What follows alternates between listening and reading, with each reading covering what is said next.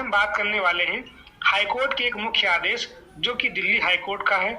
इसमें ये स्पष्ट कहा गया है कि सीटेट पास किए बिना नहीं पढ़ा सकेंगे शिक्षक, जो कि आपका ये पेपर की कटिंग है, मतलब ये खबरों में आपका जो है चल रहा है इस समय। तो ये दिल्ली हाईकोर्ट का आपका फैसला है।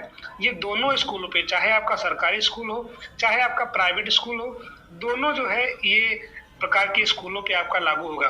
तो चलिए हम सबसे पहले बात करते हैं खबर की। खबर आपको दी गई यहाँ पर कि सीटेट बिना पास किए अब जो है शिक्षक नहीं पढ़ा सकते हैं। और इसमें यह भी कहा गया कि जो शिक्षक इससे पहले से नियुक्त है, मतलब ये हुआ कि जो अभी कार्यरत हैं उन पर भी आपका ये नियम लागू होगा। तो कहने का अर्थ ये हुआ कि यहाँ पर सीटेट आपका जो है मस्ट कर दिया गया है, चाहे आप किसी प्राइवेट विद्यालय में शिक्षण कार्य कर रहे हो, चाहे आप जो है सरकारी विद्यालय में शिक्षण कार्य कर रहे हो।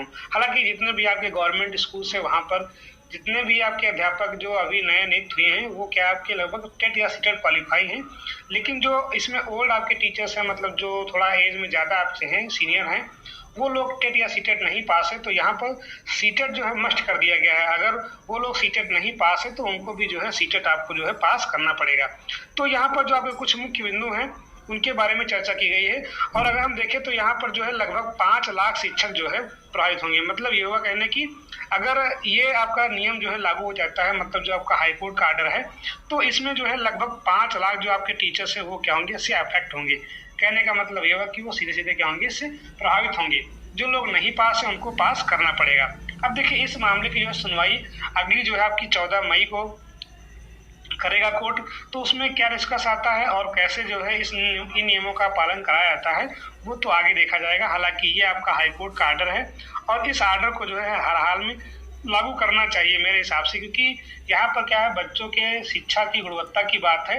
अगर आप सीटेट या टेट नहीं पास है तो फिर आपके अंदर जो है वैसे शिक्षक के गुण नहीं आएंगे। मतलब ये हुआ कि आप फुल्ली आप जो है ट्रेन नहीं होंगे जिससे कि आप जो है अच्छी शिक्षा जो है बच्चों को मुहैया करवा सके। तो मेरे हिसाब से ये एक प्रकार का अच्छा आदेश है। आपकी क्या राय है, आप कमेंट सेक्शन में बताते रहें। और ये जो आपका आदेश आया है ये प्रकार की जो है जनहित याचिका थी। कौन सी याचिका थी? जनहित याचिका थी। और जनहित याचिका पर आपका ये आदेश दिया गया है।